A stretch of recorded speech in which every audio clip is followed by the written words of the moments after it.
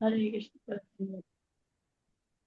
ओम नमो भगवते वासुदेवाय।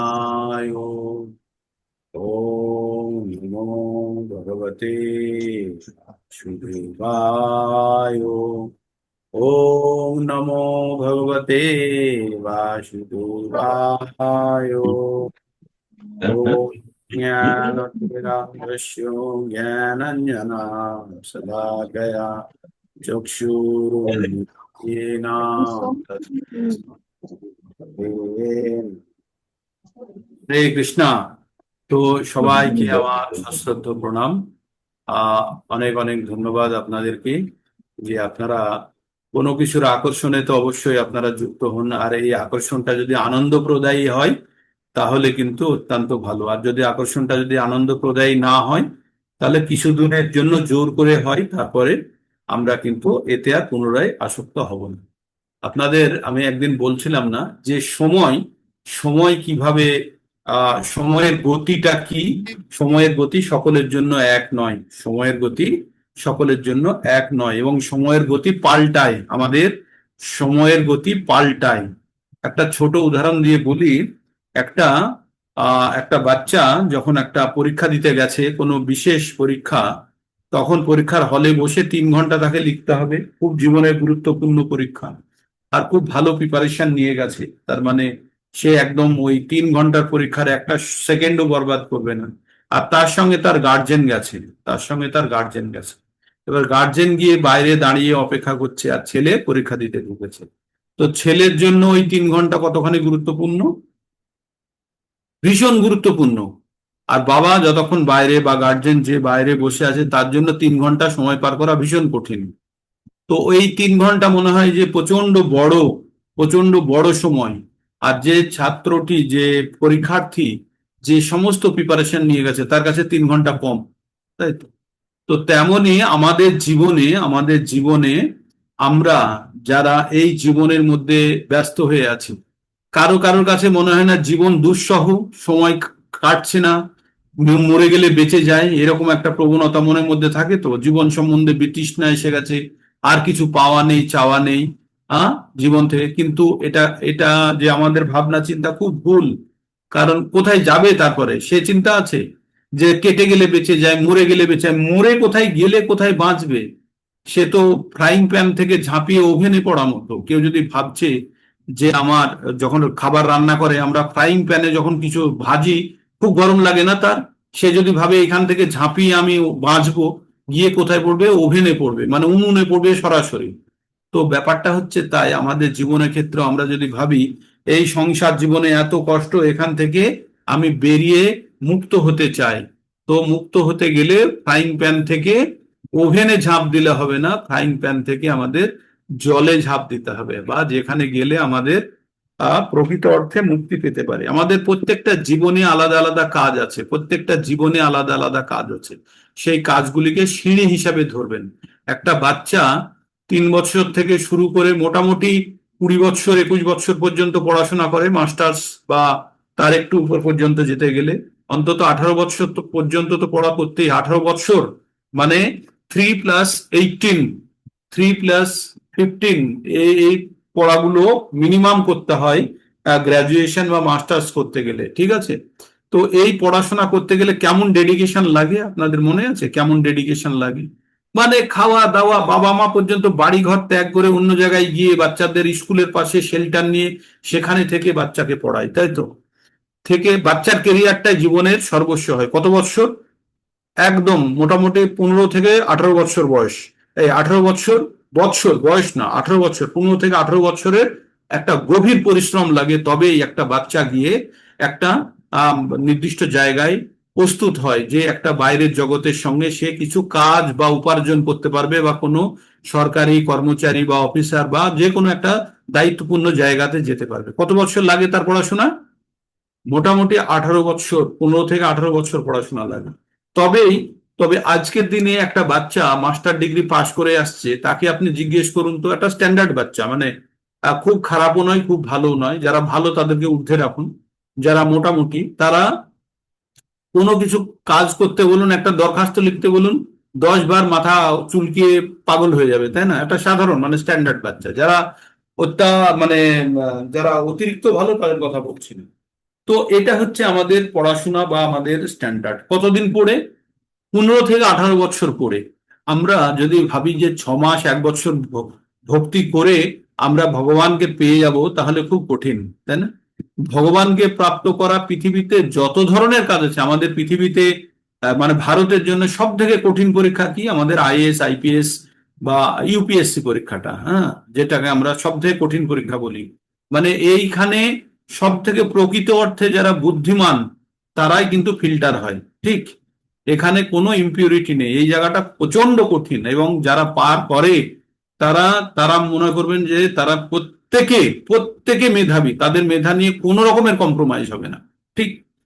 তো তেমনি তাদের পরিশ্রম কত বছর লাগে? ওই 18 বছর পড়ার পরেও আরো 3-4 বছর তারা আবার লড়ে যায়, তাই তো?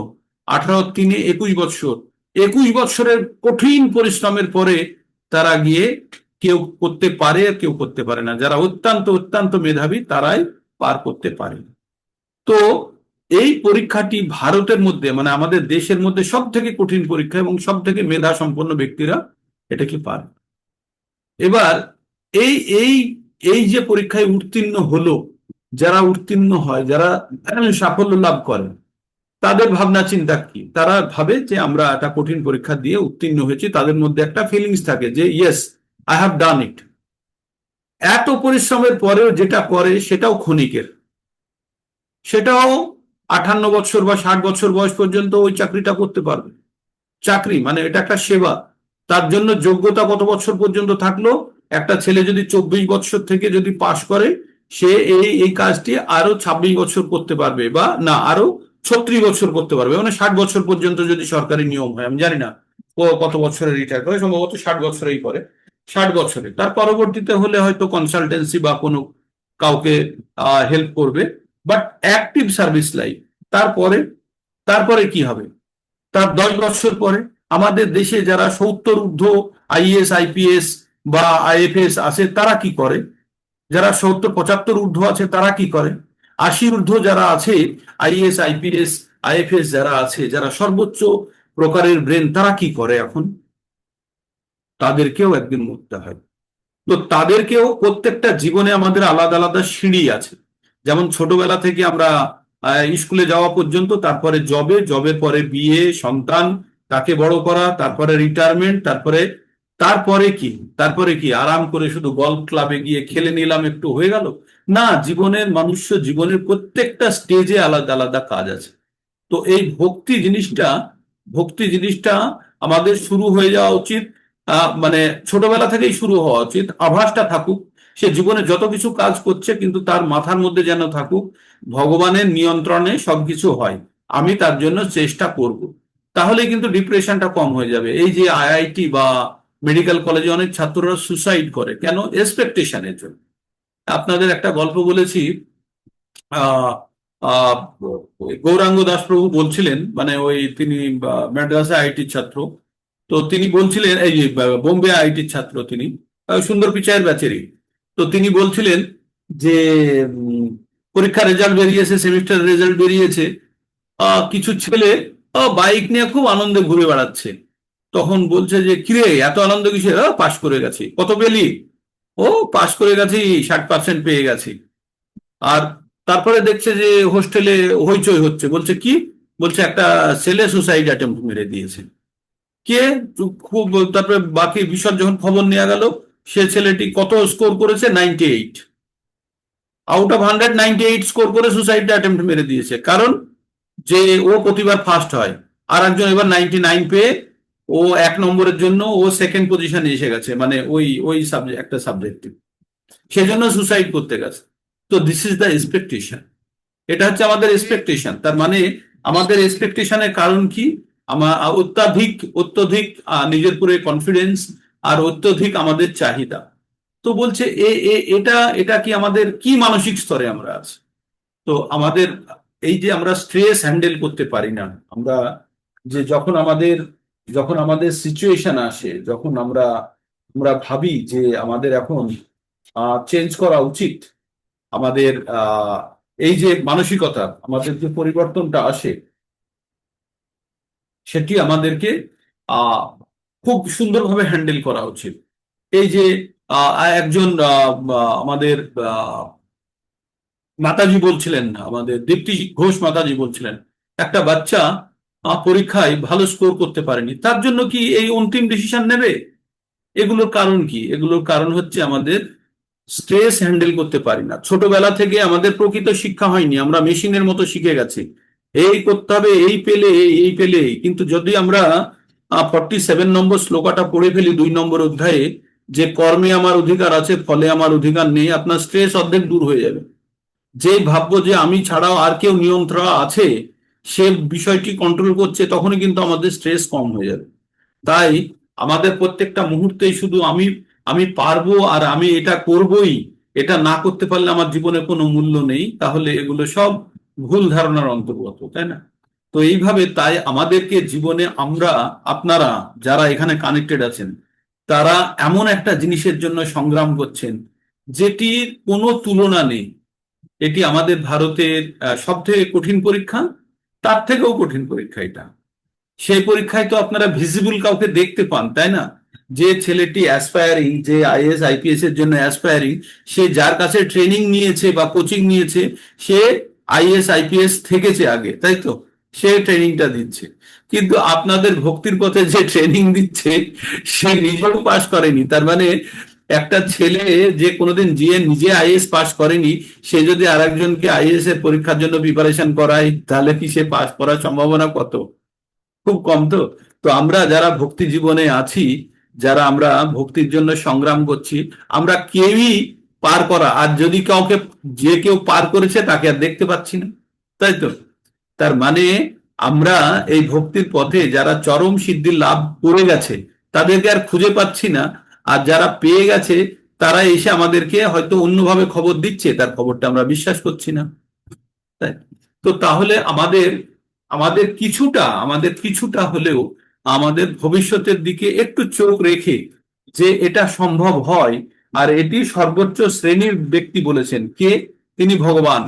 আমাদের গ্রন্থের উপরে ভরসা রেখে, গ্রন্থ অপৌরুষীয় কোনো ব্যক্তির দ্বারা লেখা হলে, লিপিবদ্ধ করা হলেও এটি ভগবানের মুখনিসৃত বাণী। তাই সর্বোচ্চ বিশ্বাস রেখে আমাদের এটি গ্রহণ করতে হবে। তার মানে ভক্তির পথের অগ্রগতিটা অনেকটাই আমাদের আহ শ্রদ্ধার উপরেই নির্ভরশীল। তাই আমরা যখন ভক্তির কথা বলি, তখন তার প্রথম ধাপ আসে শ্রদ্ধা। তাই যদি আমাদের মনের মধ্যে শ্রদ্ধা দুর্বল থাকে, কখনো ভক্তির পথে অগ্রগতি হবে না। বাকিদের আপনারা সব দেখতে পাচ্ছেন, কিন্তু এখানে অ্যাচিভমেন্টটা আমরা সেই খালি চোখে দেখতে পাই না, আমাদের দিব্য চক্ষু লাগে। ঠিক।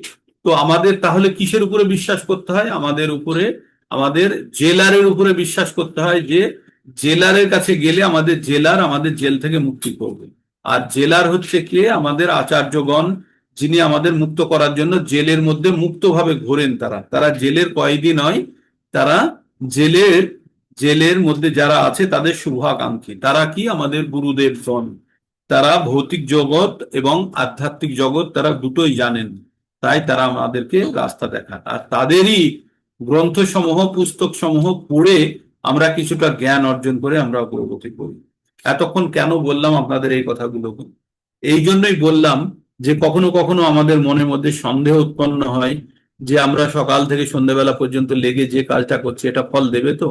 সেই সংশয় থেকে দূর করার জন্য আপনাদেরকে একবার ভাবতে হবে, আমরা বহু জীবনে আমাদের কোনো কিছু বিশ্বাস করতে গেলে, আমরা শুধু পড়া না হলে বিশ্বাস করি না, চোখে দেখাকেও অনেক সময় বিশ্বাস করি না, কানে শোনাকেও বিশ্বাস করি না, কিন্তু যদি বইতে পড়তে পারি, তাহলে আমরা বিশ্বাস করতে পারি। এবার বই যেটা আমরা পড়ছি সেটা হচ্ছে ভগবদ গীতা।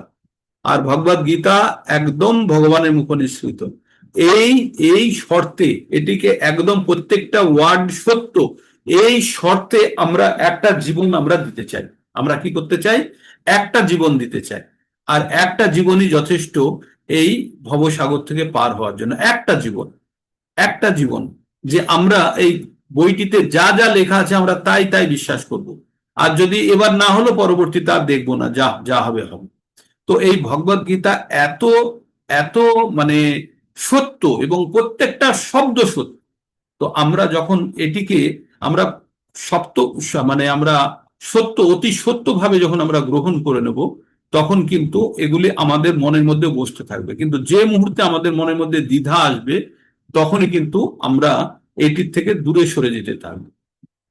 আমরা কালকে মাছের উদাহরণ দিয়ে বলেছিলাম, মাছ জলে থাকে, মাছকে যখন কেউ ধরে নিয়ে চলে আসে, জাল দিয়ে কেউ ধরলো বা ছিপ দিয়ে ধরলো, 5টি মাছের মধ্যে 3টে ধরে ফেলেছে আর 2টো পালিয়ে গেছে।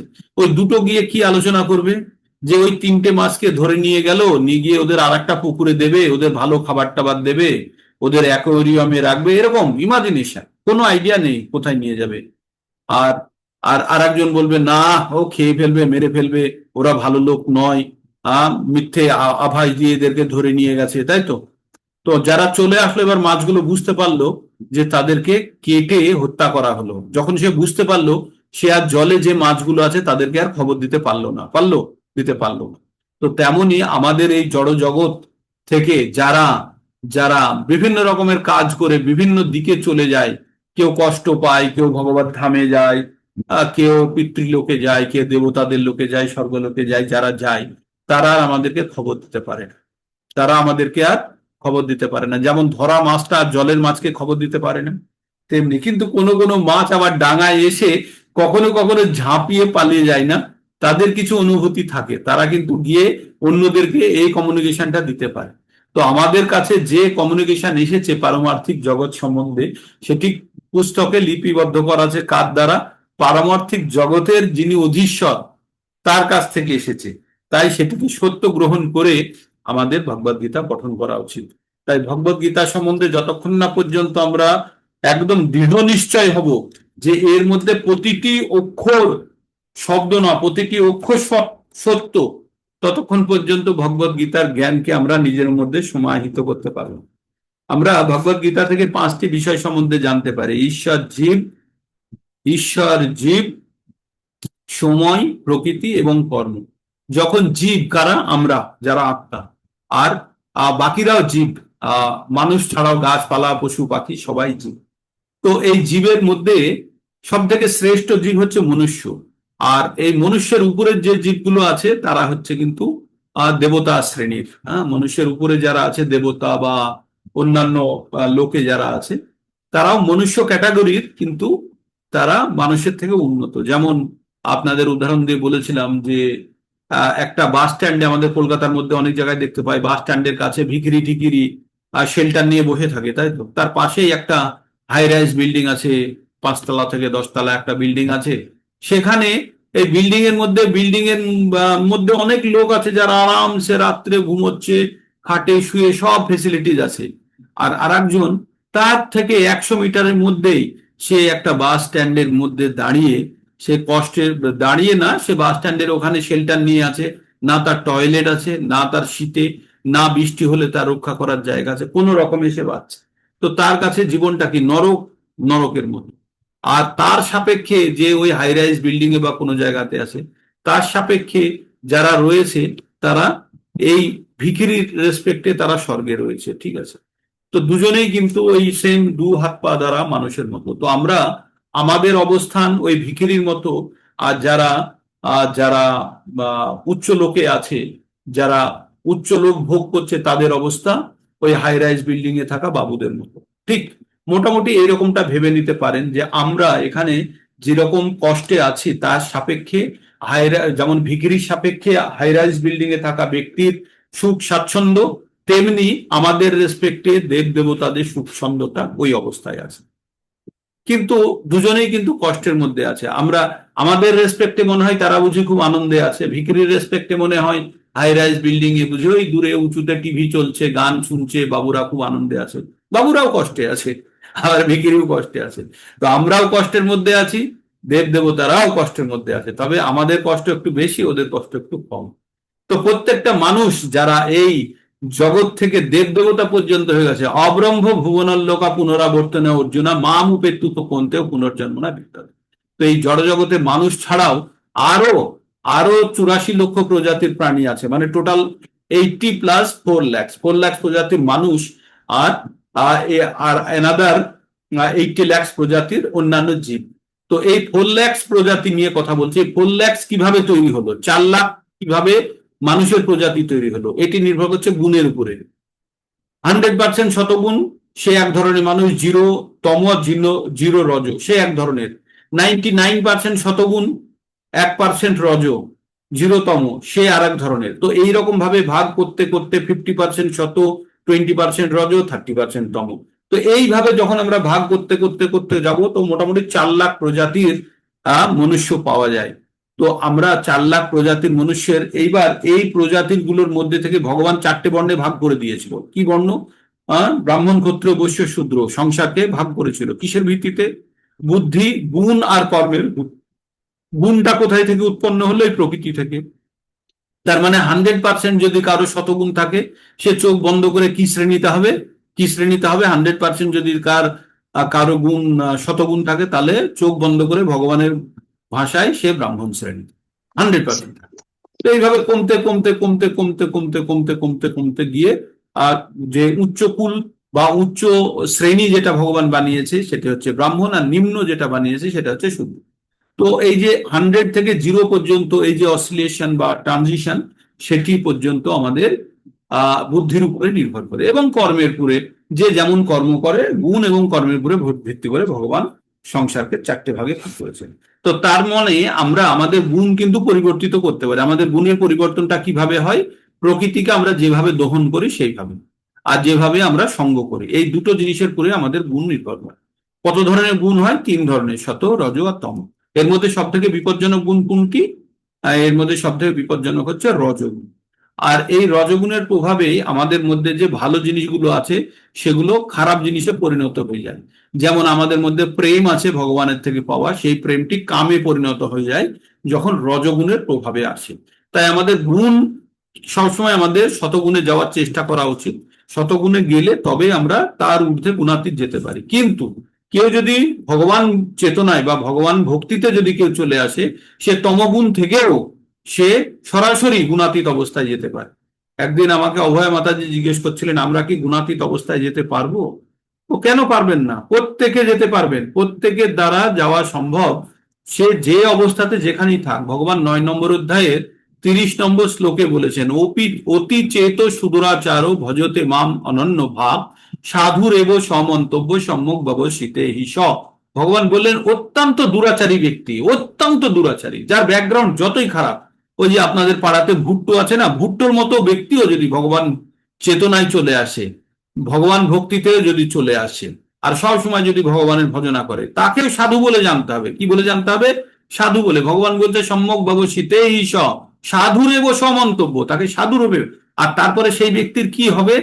ক্ষিপ্রম ভবতি ধর্মাত্মা শশ্বৎ শান্তি নিবর্জতি, আর অতি শীঘ্র সে ধর্মাত্মায় পরিণত হবে। তার মানে আমাদের ব্যাকগ্রাউন্ড যাই হোক, আমরা যদি এখন যদি ভগবত ভক্তির পথে থেকে সম্পূর্ণরূপে নিঃস্বার্থভাবে ভগবত ভক্তি করি, তাহলে অবশ্যই আমরা কিন্তু যে কথাগুলি লেখা আছে ভগবত ভক্তি করলে হয়, সেগুলো সব আমরা কিন্তু প্রাপ্ত করতে পারবো। তো লোভে নয়, কিন্তু কনফিডেন্সের জন্য, যে আমরা করছি সেটা ঠিক, সেটা একটা নির্দিষ্ট জায়গাতে নিয়ে যাবে। তো এটা হচ্ছে আমাদের কনফিডেন্সের জায়গা। আর লোভ কি? এটা করলে আমি এটা পাবো, আমরা এটা করলে এটা পাবো বলে নয়।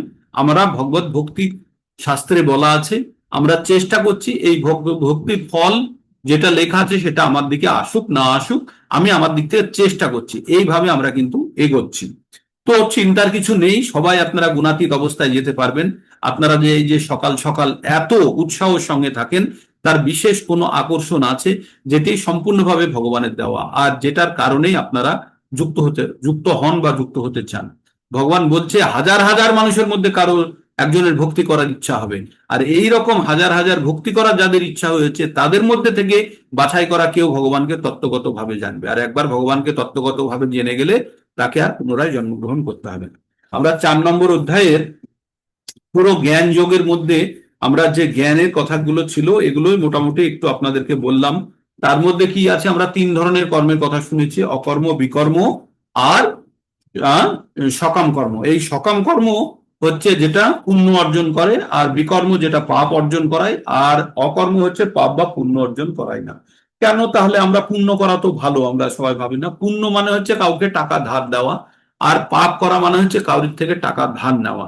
এবার মার্কেটে আপনি কাউকে টাকা ধার দিয়েছেন বা টাকা ধার নিয়েছেন, দুটোই কিন্তু টেনশনদায়ক, তাই না? টাকা ধার যদি দিয়ে থাকেন, মনের মধ্যে সবসময় চিন্তা হবে যে ও টাকাটা যদি শোধ না দেয়, আর যার থেকে টাকা ধার নিয়েছেন তাকে টাকাটা শোধ দেওয়ার জন্য সবসময় মনের মধ্যে আপনার চলতে থাকবে কবে টাকাটা শোধ দিতে পারবো। তো দুটো ক্ষেত্রেই আমাদের কিন্তু মানসিক বিচলতা বাড়িয়ে দেয়। তো তেমনি আমরা যদি পুণ্য বা পাপ যেটা করি তার জন্য আমাদের ভোগ করার জন্য এই ধরাধামে ফিরে আসতে হবে। আমাদের টার্গেট হচ্ছে যে কোনো ভাবে এই কষ্টের জীবন থেকে মুক্ত হওয়া। হ্যাঁ, তো এই মুক্ত হতে গেলে প্রথমে তো একটু লোভ লাগে, তারপরে যখন ভগবানের প্রতি প্রেম উৎপন্ন হয় বা ভগবানের প্রতি ভক্তি উৎপন্ন হয়, তখন ধীরে ধীরে এই জিনিসগুলো খুব ছোট হয়ে যায়। কোন জিনিসগুলো? যে মুক্তি অমুক তমুক, এগুলো খুব ছোট হয়ে যায়। আমরা যখন বিশদ জানি যে ভগবত প্রেম কি, বা ছোটখাটো যখন আমাদের অনুভূতি আসে, তখন কিন্তু ভগবান সম্বন্ধে আমাদের যখন আসক্তিটা উৎপন্ন হয়ে যায়, তখন আর জড়জাগতিক জিনিসের প্রতি আমাদের আর বেশি টান থাকে না। কারণ ভৌতিক জিনিসের প্রতি বিরক্তি আর ভগবতের প্রতি আসক্তি দুটো আর সমানুপাতিক। মানে যত আপনার ভগবানের প্রতি আসক্তি বাড়বে, ততই আপনার জড়জাগতিক বিষয়ের প্রতি আসক্তি কমবে। এটাই হচ্ছে ভক্তির লক্ষণ। এটাই হচ্ছে ভক্তির লক্ষণ। আর এই মানে নয় যে আমার কোনো কাজ করতে ভালো লাগছে না, আমি একটু ভক্তি করে নিই, তা নয়। ভক্তির জন্য প্রচুর খাটনির কাজ। আমি বলছিলাম না, আইএস আইপিএস পাশ করে সব থেকে কঠিন পরীক্ষা জীবনে যারা পাশ করে, তার থেকেও এটি আরো কঠিন। এটি আরো কঠিন, কারণটা আপনাদের বললাম। সিন রেজাল্টের জন্য দৌড়ানো আর আনসিন রেজাল্টের জন্য দৌড়ানো, তাই না? তো তাই আমাদের সবসময় আমাদেরকে মনের মধ্যে রাখতে হবে যে ভগবান তিনি আমাদেরকে এই নির্দেশ দিয়েছেন, এবং আমাদের চৈত্য গুরু, আমাদের হৃদয়ে যে চৈত্য গুরু আছে তার নির্দেশে নির্দেশে আমরা কিন্তু এগুলো করছি। আমরা যেগুলো করছি সেগুলো কার নির্দেশে করছি? চৈত্র গুরু। আর চৈত্য গুরুকে, আমাদের চিত্তের মধ্যে যে গুরু আছে তিনি হচ্ছেন চৈত্য গুরু, পরমাত্মা রূপে আমাদের মধ্যে বসে আছেন। তাহলে এতদিন কেন আমাদের নির্দেশ দেননি, বা দিয়েছে হয়তো আমরা বুঝিনি, আর আমাদের তার সঙ্গে যে সম্পর্ক স্থাপন সেটা আমরা ঠিক মতো করতে পারিনি। আর ভগবানের সঙ্গে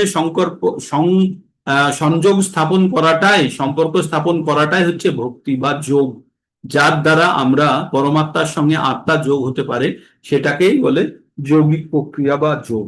তো আমরা যোগের মাধ্যমে বিভিন্ন যোগের কথা শুনেছি: কর্মযোগ, জ্ঞান যোগ, ধ্যান যোগ, হঠযোগ, অষ্টাঙ্গ যোগ, ভক্তি যোগ, বুদ্ধি যোগ, এগুলো আমরা অনেকগুলো শুনেছি। তার মধ্যে আমরা বর্তমানে এখন কর্মযোগের মধ্যে জ্ঞান যোগ থেকে আমরা এই যোগ সম্বন্ধে জানার চেষ্টা করছি। আমরা এইখান থেকে তিনটে জিনিসের মধ্যে আমরা কথা বলছিলাম: সকাম কর্ম, বিকর্ম আর অকর্ম। সকাম কর্ম, যে কর্ম করলে পুণ্য উৎপন্ন হয়; বিকর্ম মানে যে কর্ম করলে পাপ উৎপন্ন হয়; আর অকর্ম করলে যেটাতে পাপ বা পুণ্য উৎপন্ন হয় না। তাহলে আমরা যদি মুক্ত হতে চাই, তাহলে আমাদের কোনো ধার থাকলেও হবে না, ধার দিলেও হবে না, তাই তো? আমাদের খালি মুক্ত মানে আমার কাছে ধারও নেই, আমি ধারও দিচ্ছি না, তার মানে আমি ফ্রি। তো তাহলে এই অবস্থায় আমি যে কোনো কাজ করলে আমার কোনো বন্ধন নেই। তো সেটি হচ্ছে ভগবানের, যে আমি যে কোনো কাজ করতে গেলে আমার কিছু না কিছু সকাম কর্মের বন্ধনে ফেঁসে যাওয়া ভয় আছে। কিন্তু আমরা যদি সেই কাজের ফল ভগবানকে অর্পণ করি, তাহলে কোনো রকমের বন্ধন থাকে না। এতদূর পর্যন্ত আমরা পড়ে ফেলেছি। আমরা 4 নম্বরের কতদূর পর্যন্ত পড়েছি প্রভুজি? 22 পর্যন্ত। 22 প্রভু, 22। 22টা পাঠ হয়েছে, 22। 22টা পড়েছিলাম একবার। হ্যাঁ, হ্যাঁ। বলছে যিনি অনাশয়ে যা কিছু লাভ করা যায় তাতেই সন্তুষ্ট। এবার এবার আপনাদের মনে হতে পারে, তাহলে কি কর্ম উদ্যম নষ্ট করে ফেলবে? কর্মের উদ্যম উদ্যম থাকবে, কিন্তু কর্মের উদ্যমের যে রেজাল্টের দিকে তাকিয়ে কর্মের উদ্যম নয়। রেজাল্টের দিকে তাকিয়ে কর্মের উদ্যম নয়, কর্মের উদ্যম হচ্ছে কর্তব্য ভেবে কর্মের উদ্যম। তাই যা কিছু অনাশয়ে, মানে বেশি কষ্ট না করে যেটি পাওয়া যায় তাতেই যারা সন্তুষ্ট থাকেন, যিনি সুখ দুঃখে আদি দ্বন্দ্বের বশীভূত নন। আমাদের কষ্টটা কোথায় থেকে, দ্বন্দ্ব কোথায় থেকে, সুখ আর দুঃখ থেকে, তার অধীনে নয়। মাৎসর্য রহিত, মনের মধ্যে কোনো ধরনের ঈর্ষা নেই, যিনি কার্যের সাফল্য অসাফল্যে অবিচলিত থাকেন, যিনি কর্ম সম্পাদন করলেও কর্মফলের দ্বারা কখনো আবদ্ধ হন না। কে? তিনি কর্ম সম্পাদন করলেও কর্মের দ্বারা আবদ্ধ হন না। আপনারা বা আমরা একটা কর্ম করলাম, কর্মের ফলের দ্বারা আমরা কখনো আবদ্ধ হব না। যখন যখন আমরা যখন অনাশয়ে যা কিছু লাভ করা যায় তাতে আমাদের সন্তুষ্ট হবে। সুখ দুঃখ দ্বন্দ্বে বশীভূত না হয়ে মাৎসর্য রহিত হয়ে কার্যের সাফল্য ও অসাফল্যে অবিচলিত থাকতে পারলে তবেই তিনি কর্মের বন্ধনে আবদ্ধ হবেন না। শ্লোকটি আছে, যদ ইচ্ছা লাভ সন্তুষ্ট দ্বন্দ্বাতীত বিমৎসর। যত যত ইচ্ছা লাভ ও সন্তুষ্ট, যতখানি পেয়েছে তাতেই যদি সন্তুষ্ট থাকে। দ্বন্দ্বাতীত, কিসের দ্বন্দ্ব? সুখ এবং দুঃখের দ্বন্দ্ব রহিত। বিমৎসর, মৎসর মানে হচ্ছে ঈর্ষা, ঈর্ষা রহিত। সমসিদ্ধ অসিদ্ধ, আর সিদ্ধ মানে হচ্ছে লাভে আর অলাভে, মানে সাফল্যে এবং অসাফল্যে একই অবস্থা। কৃত্তাপি না নিবদ্ধতে, সে এই ধরনের কর্ম করলে সে কখনো কোনো বন্ধনে আটকা পড়ে না। আমরা শ্লোক থেকে যখন মানে ডিরাইভ করতে পারবো তখন আমাদের নিরপেক্ষতা সম্বন্ধে আর কোনো সন্দেহ থাকবে না, তাই না? আমাদের কখনো কখনো মনে হয় না যে আচার্য যিনি এটিকে ব্যাখ্যা করেছেন তিনি নিজের মতো করে ব্যাখ্যা করে দিয়েছেন কখনো? তো ব্যাখ্যাতে না গিয়েও যদি আপনারা শ্লোকটি এবং শ্লোকটির অর্থটা পড়ে ফেলতে পারেন তাহলে অন্তত বুঝতে পারবেন যে কি বলা আছে। তারপরে ব্যাখ্যা তো আরো বিশদ জানার জন্য। তো এখানে আমরা একদম পরিষ্কার, যদ ইচ্ছা মানে যতখানি, খুব অনাশয়ে, বেশি। যত ইচ্ছা, কথাটা যত ইচ্ছা মানে খুব বিনা চেষ্টায় যতখানি পেলাম তাতেই সন্তুষ্ট। যদ ইচ্ছা লাভ সন্তুষ্ট দগ্ধাতীত বিমৎসর। সমৌ সিদ্ধ বা অসিদ্ধ, সমৌ সিদ্ধ বা অসিদ্ধ কৃত্তাপি না নিবদ্ধতে। তাহলে এই ধরনের গুণগুলো নিয়ে যদি কেউ কর্ম করে তাহলে সে কোন রকমের কর্মের বন্ধনে আবদ্ধ হয় না। তারপরে আমরা কি পড়বো? গত সঙ্গস্য মুক্তস্য জ্ঞান অবস্থিত চেতস। গত সঙ্গস্য মুক্তস্য জ্ঞানাবস্থিত চেতসঃ যজ্ঞায়া চরত কর্ম সমগ্রং প্রবিলীয়তে। গত সঙ্গস্য মুক্তস্য জ্ঞানাবস্থিত চেতসঃ যজ্ঞায়া চরত কর্ম সমগ্রং প্রবিলীয়তে। জড় প্রকৃতির গুণের প্রভাব থেকে মুক্ত চিন্ময় জ্ঞান নিষ্ঠ ব্যক্তি যজ্ঞের উদ্দেশ্যে যে কর্ম সম্পাদন করে সেই কর্ম সম্পূর্ণরূপে লয় প্রাপ্ত হয়। লয় মানে হচ্ছে কাকে বলে? লয় মানে হচ্ছে নষ্ট হয়ে যাওয়া, বিনষ্ট হয়ে যাওয়া। কি বলছে? জড় প্রকৃতির গুণের প্রভাব থেকে মুক্ত। আমাদের মধ্যে কি কি গুণ আছে জড় প্রকৃতির? সত, রজ, তম। চিন্ময় জ্ঞান নিষ্ঠ ব্যক্তি যজ্ঞের উদ্দেশ্যে যে কর্ম সম্পাদন করে। যজ্ঞ কে? যজ্ঞ কার নেম? ভগবানের নাম। তো যজ্ঞের উদ্দেশ্যে যে কর্ম সম্পাদন করে সেই কর্ম সম্পূর্ণভাবে লয় প্রাপ্ত হয়, অর্থাৎ সেই কর্মের কোনো ফল তাকে ভোগ করতে হয় না। একবার শুনুন, কৃষ্ণ ভক্তি লাভ করে যখন কেউ দ্বন্দ্ব ভাব থেকে মুক্ত হন তখন তিনি প্রকৃতির 3 গুণের কলুষ থেকে মুক্ত হন। এবার প্রকৃতির 3 গুণ থেকে মুক্ত হতে গেলে কি করতে হবে? ওই যে গুণাতীত অবস্থায় যেতে গেলে কি করতে হবে? ভগবানের চেতনায় মগ্ন হতে হবে। যদি কেউ সব থেকে তমগুণে, আমি উদাহরণ দিয়ে বললাম, আপনাদের পাড়ার ভুট্টো যে সবসময় খালি পায়ে হাফ প্যান্ট পরে মদ খেয়ে রাস্তাতে সারাদিন ঘুরে বেড়ায় পাগলের মতো, সেও যদি কাল থেকে ভক্তি করতে শুরু করে তাহলে সেও ভক্ত হয়ে মহাত্মা হতে পারে একবার। আর সে যে সম্পূর্ণ তমগুণে আছে সেই তমগুণ থেকে একদম গুণাতীত অবস্থায় যেতে পারে যদি সে কাল থেকেই যদি তার অবস্থার পরিবর্তন করে নেওয়া যায়। কিন্তু এটা খুব কঠিন। সিঁড়ির পরিবর্তে লিফট দিয়ে উঠতে গেলে সেই বাড়িতে যদি লিফট না থাকে তাহলে কিন্তু ঝাঁপিয়ে সারাদিন চেষ্টা করলেও সে একতলা পর্যন্ত উঠতে পারবে না। তাই যদি কেউ, কিন্তু এখানে ফর্মুলা দেওয়া আছে, যদি কেউ পারে, কি বলছে? কৃষ্ণ ভক্তি লাভ করে যখন কেউ দ্বন্দ্ব ভাব থেকে মুক্ত হয় তখন তিনি প্রকৃতির 3 গুণের কলুষ থেকে মুক্ত হন। ভগবান শ্রীকৃষ্ণের সঙ্গে নিত্য সম্পর্কের কথা উপলব্ধি করতে পারার ফলে তিনি মুক্তি লাভ করেন। তখন তিনি আর তার মন কৃষ্ণ ভাবনা থেকে বিচলিত হয় না। তখন তিনি যা কিছু করেন তা কেবল আদি বিষ্ণু কৃষ্ণের জন্যই করেন। তাই তার সমস্ত কার্যক্রম যজ্ঞময় হয়ে ওঠে। যখন সমস্ত কিছু আমি ভগবানের জন্য কাজ করি, আমরা 3 নম্বর অধ্যায়ে পড়েছিলাম বেদের কথা থেকে কর্ম হয়, কর্ম থেকে যজ্ঞ হয়, যজ্ঞ থেকে বৃষ্টি হয়, বৃষ্টি থেকে অন্নাদি উৎপন্ন হয়, আর এই সেই অন্নাদি ধারণ করে গ্রহণ করে মনুষ্য জীবন ধারণ করে, তাই তো? তাই আমরা যখন সম্পূর্ণরূপে ভগবান চেতনায় মগ্ন থেকে যা কিছু কর্ম করব, অন্যায় অবশ্যই করব না, যে কর্মগুলো করব সেগুলো সবগুলোই ভগবানের উদ্দেশ্যেই যদি হয়, তাহলে সেই কর্মের ফলে তো কখনো সে আবদ্ধ হবেই না, বরং তার জীবনের উদ্দেশ্য সাধিত হবে। কি বলছে এখানে যে কথাটি আমরা পড়লাম, যখন তিনি যা কিছু করেন তা কেবল আদি বিষ্ণু বা কৃষ্ণের জন্যই করেন, তাই তার সমস্ত কাজকর্ম যজ্ঞময় হয়ে ওঠে। কর্মগুলো যখন আমরা যজ্ঞের উদ্দেশ্য করি, যজ্ঞকে ভগবানের উদ্দেশ্যে যখন এই কাজগুলো করা হয়, তখন কাজগুলো যজ্ঞময় হয়ে ওঠে, তাই বললো। কারণ যজ্ঞের উদ্দেশ্য হচ্ছে যজ্ঞেশ্বর বিষ্ণু বা শ্রীকৃষ্ণকে সন্তুষ্ট করা। যজ্ঞেশ্বরকে ভগবান বিষ্ণু বা শ্রীকৃষ্ণকে সন্তুষ্ট করা যজ্ঞের ইচ্ছা। এই সমস্ত কার্যই তখন অপ্রাকৃত স্তরে প্রবিষ্ট হয়। এইবার এই জায়গাটায় একটু আপনাদের ধ্যান দিতাম। আমি কালকে একটা প্রশ্ন জিজ্ঞেস করেছিলাম আমাদের ক্লাসে, যে আপনাদেরকে নয়, মানে আমি জানার জন্য, যে আমাদের শরীরটা তো হচ্ছে জড়জাগতিক, তাহলে শরীরটা জড়জাগতিক শরীর দিয়ে আমরা কি করে আধ্যাত্মিক উন্নতি করতে পারি?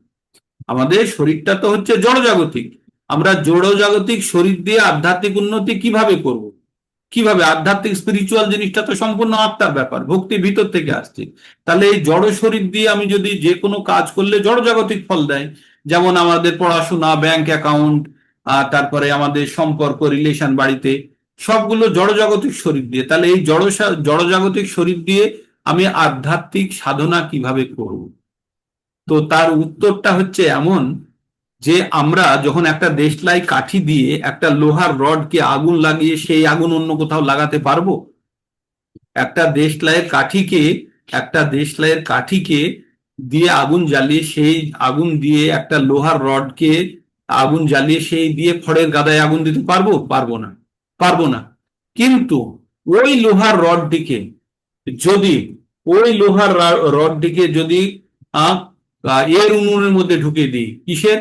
কয়লার মধ্যে যদি কয়লার আগুন জ্বলছে তার মধ্যে ঢুকিয়ে যদি আধ ঘন্টা 45 মিনিট রেখে দিই, প্রথমে গরম হবে, তারপরে রং হলুদ হবে, তারপরে সাদা রঙের দিকে চলে যাবে, যত বেশি গরম হবে তত সাদা রঙের। এইবার ওই রডটির অন্য দিকটা ধরে যদি আমি খড়ের গাদায় ছুঁয়ে দিই, আগুন জ্বলবে না? জ্বলবে।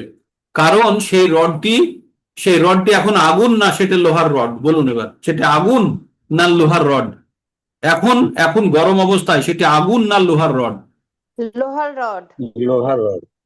তো লোহার রড যদি আপনি ধরেন, তাহলে গরম তো লাগা উচিত নয়? লাগা উচিত? না, তাহলে আগুন পুড়ে গিয়ে আগুন হয়ে গেছে। ও আগুন। লোহার রড, কিন্তু তার মধ্যে আগুনের ধর্ম উৎপন্ন হয়ে গেছে, তাপিত হয়ে আগুনের ধর্ম উৎপন্ন হয়েছে। তার মধ্যে আগুনের ধর্ম প্রবেশ করেছে। তার মানে আমাদের শরীরটি জড়জাগতিক হলেও যখন আমরা ওই লোহার রডের মতো আমরা যখন ভগবত ভক্তির প্রসেসে যখন খুব চালিত করব, তখন এই শরীরটাও জড়জাগতিক হলেও চিন্ময়ে পরিণত হতে চলবে। মানে আমাদের আধ্যাত্মিক শরীরের অবস্থাটা আধ্যাত্মিক অবস্থার মধ্যে প্রবেশ করবে। বোঝা গেল? কিছুটা হলেও বোঝা গেল যে আমাদের শরীরটা জড়জাগতিক হলেও আমরা যদি এই পদ্ধতি ফলো করি, যেমন লোহার রডকে আগুনের মধ্যে ঢুকিয়ে দিয়ে প্রচন্ড তাপ দেওয়ার ফলে লোহার রডটি আগুনের ন্যায় ব্যবহার করছিল, তাপও দিচ্ছিল, আলোও দিচ্ছিল, একদম রেড হট, মানে তার থেকেও বেশি গরম করে ওই রডটিকে অন্ধকার ঘরের মধ্যে নিয়ে গেলে কিন্তু আলোও পাবেন তো? আলোও পাওয়া যাবে। যেমন আমাদের ঠিক বাল্বে আগে হতো হিটিং এলিমেন্ট গরম করার ফলে তার থেকে আলো বেরোইতো, গরমের ফলে আলো বেরোয়। আজকের দিনে এলইডি এসে গেছে, দ্যাট ইজ ডিফারেন্ট। কিন্তু আগে যে বাল্বগুলো ছিল আমাদের ফিলামেন্টের বাল্ব, সেগুলো গরমের ফলে আলো বেরোতো, তাই তো? তো তেমনই কোনো জিনিসকে প্রচন্ড গরম করলে সে তার থেকে তাপ এবং আলোক প্রকাশিত হয়। তেমনি সেই জিনিসটা হয়তো এমনি দেখলে কাঠি দিয়ে জ্বালালে জ্বলবে না। তো তেমনি আমাদের শরীর দিয়ে আধ্যাত্মিক কোনো কাজ সাধারণ দৃষ্টিতে হয় না, কিন্তু ওই পদ্ধতির মধ্যে দিয়ে কঠিনভাবে পরিশ্রম করলে, ওই পদ্ধতি ফলো করলে, ওই লোহার রডকে কামারের হাপড়ের মধ্যে ঢুকিয়ে দিলে, বা কঠিন কয়লার মধ্যে, গরম কয়লার মধ্যে ঢুকে দিলেও কিন্তু রেড হট হয়ে যায়। তো তেমনি আমাদের এই জড়জাগতিক শরীরও চিন্ময় হয়ে যায় যদি শুদ্ধ ঈশ্বর চেতনার মধ্যে প্রসেস করতে করতে করতে করতে যখন শুদ্ধ ঈশ্বর চেতনায় পৌঁছে যায়, তখন শরীরটাও চিন্ময় হয়ে যায়, তখন শরীরটিও চিন্ময় হয়ে যায়। এইবার আমরা তাই এখানে বলছে যে এই ধরনের সমস্ত কাজকর্মে অপ্রাকৃত স্তরে প্রবিষ্ট হয়। এই যে আমাদের শরীরটি তখন কি হয়, অপ্রাকৃত, প্রাকৃত মানে সাধারণভাবে যেটা আমরা ভাবি সেটা, আর সেটার ঊর্ধ্বে যদি পারমার্থিক জগতের কথা, ওগুলো সব অপ্রাকৃত জগৎ, ঠিক? তো আমাদের শরীরটাও অপ্রাকৃত, আর সেই ব্যক্তিও অপ্রাকৃত স্তরে প্রবিষ্ট মানে প্রবেশ করতে পারে, আর তাকে কর্মফল জনিত কর্ম ক্লেশ ভোগ করতে হয় না। তো এই পর্যন্ত পড়লাম। এইবার 24 নম্বর একটা খুব গুরুত্বপূর্ণ শ্লোক পড়ব, যেখানে ব্রহ্মা বা ব্রহ্ম কথাটি আমরা বারবার শুনবো। কবার শুনবো? কমপক্ষে আমরা 7বার 6বার শুনবো। এই ব্রহ্ম কথাটা, ব্রহ্ম কথাটা খুব গুরুত্বপূর্ণ। এটি অনেক জায়গাতে এটা রেগুলার অভ্যাস করানো হয় অনেক জায়গাতে। আর এই শ্লোকটি আপনারা শুনবেন। ব্রহ্মার্পণং ব্রহ্মার্পণং ব্রহ্ম ভবি ব্রহ্মাগ্নো ব্রহ্মণাহুতম। কি পড়ছি? ব্রহ্মার্পণং ব্রহ্ম ভবি ব্রহ্মাগ্নো ব্রহ্মণাহুতম ব্রহ্মৈব ব্রহ্মৈবৈ তেন গন্তব্যং গন্তব্যং ব্রহ্মৈব ব্রহ্মৈব তেন গন্তব্যং ব্রহ্ম কর্ম সমাধিনা। আবার পড়ি। ব্রহ্মা ব্রহ্মার্পণং ব্রহ্ম হবি ব্রহ্মাগ্নো ব্রহ্মণাহুতম ব্রহ্মৈব তেন গন্তব্যম ব্রহ্ম কর্ম সমাধিনা। অনেকের মুখস্থ আছে এই শ্লোকটি। কার কার মুখস্থ আছে? কার কার মুখস্থ আছে? দোলা চক্রবর্তী মাতাজির তো মুখস্থ আছে, মাতাজি ভোগ অর্পণের সময় এই শ্লোকটি ব্যবহার করেন। আর কারো মুখস্থ আছে? আমারও আছে প্রভু, বলুন ওটা আমারও আছে। বলুন বলুন। ব্রহ্মাপর্ণং ব্রহ্ম হবি ব্রহ্মাগ্ন ব্রহ্মণাহুতম ব্রহ্মৈব তেন গন্তব্যং ব্রহ্ম কর্ম সমাধিনা। হরি বল। প্রভুজিটি একদম সুন্দরভাবে পড়েছেন। আর কেউ বলবেন? দোলা চক্রবর্তী মাতাজি বলবেন একবার শ্লোকটি। হরে কৃষ্ণ, আমাদের 3 বেলা খেতে গেলেই বলতে হয়। জানি তো, সেই জন্য বললাম।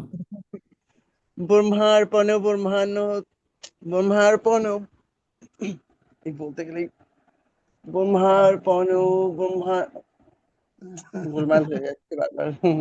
ব্রহ্ম অর্পণং ব্রহ্ম হবি ব্রহ্মাগ্ন ব্রহ্মণাহুতম। এটা বলতে হয়। ব্রহ্মার্পণ ব্রহ্মার্পণ ব্রহ্মার্পণ। ব্রহ্ম অর্পণং ব্রহ্ম হবি ব্রহ্মাগ্ন ব্রহ্মণাহুতম ব্রহ্মৈব তেন ব্রহ্মৈব গন্তব্যং ব্রহ্ম কর্ম সমাধিনা। সমাধিনা। হরি ওম তৎসৎ। হরি ওম তৎসৎ। তবে এইটার এবার মানেটা আমরা বোঝার চেষ্টা করব, ঠিক আছে? এই যে ব্রহ্ম কথাটি জানি অর্থ, মানে জানি। হ্যাঁ, এই যে ব্রহ্ম কথাটি যে আমরা ব্যবহার করেছি 6বার, এগুলি কি কি ভুল মানে আজকে এখানে? আটকে গেল প্রভু একটুখানি, ওই হঠাৎ করে না। না, ঠিক আছে, আমার আটকে যায়, আরে আটকে এটার যায়। জন্য নয়, আমি তো বললাম যে আপনারা যারা যারা বেশি ব্যবহার করেন তাদের জন্য বললাম। ব্রহ্মার্পণ ব্রহ্ম। তো আমরা এই শ্লোকটির অর্থটা বোঝার চেষ্টা করব। প্রথমে যে ব্রহ্ম আমরা বললাম, ব্রহ্ম অর্পণং ব্রহ্ম, তারপরে হবি, হবি মানে হচ্ছে ঘৃত, ব্রহ্ম ব্রহ্ম, তারপরে বললাম অগ্ন ব্রহ্মাগ্ন অগ্নিয়, তারপরে ব্রহ্মণা হুতম, ব্রহ্মণা হুতম মানে আহুতি দেওয়া, নিবেদিত করা, ব্রহ্মই ব্রত। এগুলো সব সংস্কৃত কথার বিভিন্ন বিভক্তির অবস্থাগুলো বর্ণনা করছে, ঠিক আছে? আমরা 1 থেকে 7 নম্বর বিভক্তি যেমন পড়তাম না সংস্কৃততে, বিভিন্ন শব্দরূপ, রাম রামম, রাম রামন, রামম রামেন, রামায়, রামাত, রামস্য, রামে, যেমন রামের প্রথম পুরুষের যেমন আমাদের অবস্থানগুলো, তেমনি এই ব্রহ্ম কথাটির বিভিন্ন, যেমন রামকে, রামের, রামের থেকে, রামের দ্বারা, এইগুলো যেমন আমরা বাংলায় ব্যবহার করি, সংস্কৃততে ওই রকমই হয়। রামঃ রামম, হ্যাঁ, রামেণ রামায়, রামাত, রামেশ, রামে। তো এগুলো হচ্ছে 1 থেকে 7 বিভক্তি পর্যন্ত আমি রামের উপরে বললাম, ঠিক আছে? তো তেমনি এই ব্রহ্মর উপরে বিভিন্ন প্রয়োজন অনুযায়ী এখানে এই কথাগুলি বলা হয়েছে। ব্রহ্মা অর্পণং ব্রহ্ম হবি ব্রহ্মাগ্ন ব্রহ্মণাহুতাম ব্রহ্মৈব তেন গন্তব্যম ব্রহ্ম কর্ম সমাধিনা। এবার আমরা এর অর্থ বুঝবো। ব্রহ্ম অর্থাৎ ব্রহ্ম কাকে বলছে? চিন্ময় প্রকৃতি। আমাদের শরীরটা কি? আমাদের শরীরটা হচ্ছে জাগতিক শরীর, এটা চিন্ময় শরীর নয়। তাহলে আমাদের আত্মাটাকে, আত্মা হচ্ছে ব্রহ্ম। আমরা 8 নম্বর অধ্যায়ে গিয়ে পড়বো কিং তৎ ব্রহ্ম কিম আধ্যাত্মং। ব্রহ্ম কাকে বলে? যে আত্মা আমাদের ব্রহ্ম, আর ভগবানকে পরম ব্রহ্ম। ঠিক আছে, পরমেশ্বর পরম ব্রহ্ম। তাহলে আমাদের আত্মাটা হচ্ছে ব্রহ্ম। তো আত্মাটার নেচার কি? সচ্চিত আনন্দ। বলেছিলাম না, সচ্চিত আনন্দ। সৎকে সম্বিত সন্ধিনী শক্তি। সৎ চিত মানে হচ্ছে জ্ঞান, সেটি হচ্ছে সম্বিত শক্তি। আর আনন্দ, আনন্দ হচ্ছে লাদিনী শক্তি। তাহলে ঈশ্বরের 3টে শক্তির সমন্বয়ে আমাদের আত্মা সৃষ্ট। আত্মার সাইজ কত? কেশাগ্রের 10,000 ভাগের 1 ভাগ। তো এই শক্তি আমাদের এই শরীরকে চালাচ্ছে। তাহলে কত পাওয়ারফুল! যদি কারো টোটাল শরীরটা চিন্ময় শরীর হয় তাহলে কেমন হবে সে? তবে কেমন হবে? আমাদের অস্তিত্ব, আমরা তো অনু। আমাদের অস্তিত্ব হচ্ছে কেশাগ্রের 10,000 ভাগের 1 ভাগ। তাই নিয়ে আমরা এত গর্ব করছি, এত কিছু। আর ঈশ্বর যদি সমস্ত শরীরটাই তার হচ্ছে সচ্চিতানন্দ, তাহলে তিনি কতখানি জ্ঞানী, কতখানি শক্তিশালী, কতখানি তিনি বুদ্ধিমান, সবগুলো যদি আমরা বিচার করি, কতখানি আনন্দে থাকে। তো আমাদের যে আমরা যে তৈরি 3টে শক্তি দ্বারা, কি শক্তি দ্বারা? ভগবানের অন্তরঙ্গা শক্তি দ্বারা আত্মা তৈরি। আর আমাদের শরীরটা কি দিয়ে তৈরি? ভগবানের বহিরাঙ্গী শক্তি দ্বারা। তো অন্তরঙ্গা শক্তি কি ভগবানের? 3টে। কি কি? সম্বিত মানে হচ্ছে জ্ঞান, সন্ধিনী মানে হচ্ছে চিরস্থায়ী বস্তুর প্রস্তুত করার ক্ষমতা সম্পন্ন, যেমন আত্মাকে সৃষ্টি করা। আর হচ্ছে লাদিনী শক্তি, আহ্লাদিনী শক্তি, সেটি হচ্ছে আনন্দ প্রদান করা। যদিও আত্মা সৃষ্টি করা যায় না, তবে যেটি সৃষ্টি হয়ে আছে সেটিকে সৃষ্ট অবস্থায় রাখা হচ্ছে সন্ধিনী শক্তির কাজ। আর জ্ঞান প্রদান করা হচ্ছে সম্বিত শক্তির কাজ। আর আনন্দ প্রদান করা হচ্ছে লাদিনী, আহ্লাদিনী শক্তির কাজ। ঠিক আছে, তো এই 3টে জিনিস দিয়ে আমাদের এই সূক্ষ্মাতি সূক্ষ্ম আমাদের আত্মাটি তৈরি, যেটি সব সময় সচ্চিত আনন্দ, মানে সবসময় আনন্দ চাই। তো তাকে বলা হয় চিন্ময় প্রকৃতি। এই আত্মাই হচ্ছে চিন্ময় প্রকৃতি। তারপরে অর্পণং মানে অর্পণ করা। ব্রহ্ম মানে হচ্ছে এই পরের ব্রহ্মটাকে বললো পরম ব্রহ্মকে বললো ব্রহ্ম অর্পণং ব্রহ্ম। ব্রহ্মটাকে বললো পরম। ভবি মানে হচ্ছে ঘৃত। ব্রহ্মাগ্ন মানে ব্রহ্ম মানে আবার চিন্ময়। অগ্ন মানে অগ্নি। ব্রহ্ম না মানে এবার ব্রহ্ম না কে? ব্রহ্মের মালিক কে? ব্রহ্ম না কাকে বলছে? ব্রহ্ম না আমরা কি পড়লাম একটা জায়গাতে? দ্বারা হলে কি আমাদের বিভক্তি লাগে? আমাদের দ্বারা, কোনো কিছু দ্বারা হলে আমাদের দ্বিতীয় অথবা চতুর্থ বিভক্তি লাগে, তাই তো? তো সেখানে দ্বিতীয় হলে হয়ে যায় আমরা যে দান করলাম, আর দান করে ফেরার আশা থাকে। আর চতুর্থ হলে দান করলাম কিন্তু ফেরার আশা নেই, যাই হোক এগুলো থাকে। তো ব্রাহ্মণ কথার অর্থ হচ্ছে আত্মার দ্বারা। কি বলছে? আত্মার দ্বারা। ভূতম মানে নিবেদিত। ব্রহ্ম মানে আবার চিন্ময়, এখানে জগতের কথা বলছে। এব অবশ্যই। তেন মানে দ্বারা। গন্তব্যম বলেছে, গন্তব্য। ব্রহ্ম মানে আবার চিন্ময়। আর কর্ম সমাধি না। এবার মানেটা শুনুন। যিনি ভগবান ভাবনায় বা কৃষ্ণ ভাবনায় সম্পূর্ণ, এখানে ভগবান মানে কৃষ্ণ বলেই বারবার বলা হয়েছে, তাই কৃষ্ণ ভাবনায় ভাবিত কর্মের প্রভাবে কিভাবে পরমার্থ সাধিত হয় তা এখানে বর্ণনা করা হয়েছে। কৃষ্ণ ভাবনাময় বিভিন্ন প্রকারের কর্ম আছে, সেগুলি পরবর্তী শ্লোকগুলিতে বিশদভাবে বর্ণনা করা হবে। কিন্তু এখানে আমি তো ব্যাখ্যা পড়ছি। আচ্ছা, যিনি কৃষ্ণ ভাবনায় সম্পূর্ণভাবে মগ্ন। কিসে? কৃষ্ণ ভাবনায় সম্পূর্ণভাবে মগ্ন তিনি অবশ্যই চিৎ জগতে উন্নীত হবেন। চিৎ জগৎ মানে কোনটা? ওই যে আমরা এখানে পড়লাম ব্রহ্ম কথার অর্থ এখানে আর একটা চিৎ জগৎ। তিনি চিৎ জগতে অবশ্যই উন্নতি হবেন, কারণ তার সমস্ত কার্যকলাপ চিন্ময়, তার কর্মের উদ্দেশ্য চিন্ময়, এবং সেই উদ্দেশ্যে তার নিবেদিত সবকিছু চিন্ময়। এই চিন্ময় কথাটির অর্থ হচ্ছে ব্রহ্ম। চিন্ময় কথাটিকে এখানে ব্রহ্মের অর্থ চিন্ময় ভাবে ব্যবহার করেছে। চিন্ময় মানে হচ্ছে টোটালি স্পিরিচুয়াল। আমাদের আত্মাটা হচ্ছে চিন্ময়। তাহলে টোটালি আধ্যাত্মিক জিনিসটাকে বলছে চিন্ময়। আবার শুনুন অর্থটি, যিনি সম্পূর্ণভাবে ভগবান চেতনায় মগ্ন তিনি অবশ্যই চিৎ জগতে উন্নীত হবেন। চিৎ জগৎ মানে ব্রহ্ম যেটাকে বলছে, সেই জগতে উন্নীত হবেন। কারণ তার সমস্ত কার্যকলাপ, এই যে আহুতি দিল ব্রহ্মণা আহুতি, সেটি সমস্ত প্রকারের কার্যকলাপ চিন্ময়, তার কর্মের উদ্দেশ্য চিন্ময়, উদ্দেশ্য ব্রহ্ম, এবং সেই উদ্দেশ্যে তার নিবেদিত সবকিছু ব্রহ্ম। এবার আমরা চিন্ময়ের উদ্দেশ্যে বা ব্রহ্মের উদ্দেশ্যে যেগুলো নিবেদন করছি সেগুলো ব্রহ্ম হয়ে যায়।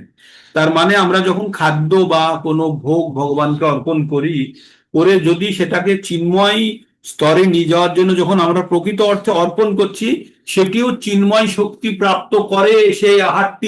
সেই আহারটি সম্পূর্ণরূপে পাপ মুক্ত এবং অত্যন্ত শক্তিশালী হয়ে ওঠে। আমরা বলি না, ভগবানকে যখন আমরা ভোগ অর্পণ করি সেই প্রসাদ সব ধরনের পাপ মুক্ত হয়। তাই এই শ্লোকের মাধ্যমে যখন আমরা অর্পণ করি তখন সেই আহার, সেই খাদ্যটিও চিন্ময় অবস্থা প্রাপ্ত করে। তাই আমরা যদি গ্রহণ করি তাহলে সেটি আমাদের চিন্ময় অর্থাৎ আমাদের ব্রহ্ম প্রাপ্তির দিকে আমাদের সাহায্য করবে। এটা একটি ছোট ধরনের ব্যাখ্যা, ঠিক আছে? এর আরো বিশদ ব্যাখ্যা আছে। তো এবার আমরা পরের শ্লোকটিতে যাব। দৈবা দৈব মে বা পরে যোগ্যম দৈবম এব অপরে যোগ্যম। তো এটা হচ্ছে দৈব মে বা পরে যোগ্যম যোগী না পর্যবাসতে ব্রহ্মাগ্ন বা পরে যোগ্যম যজ্ঞে নৈবা ও যুজ্যতি। একটু ভেঙে পড়ি। দৈবং এব অপরে যোগ্যম যোগিনা পর্যবসতে ব্রহ্মাগ্ন অপরে যোগ্যম যজ্ঞেনা এব উপযুজ্যতি।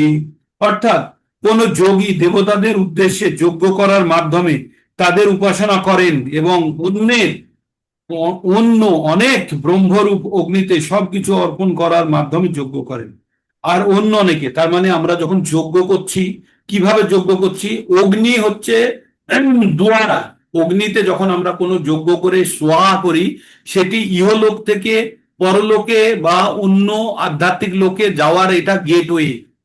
অগ্নি হচ্ছে এমন একটা জায়গা দিয়ে প্রবেশ করে, মানে আপনার এখান থেকে একটা টানেল তৈরি হচ্ছে। টানেল মানে সুড়ঙ্গ এখান থেকে তৈরি হয়ে গিয়ে মনে করুন স্বর্গে উঠছে।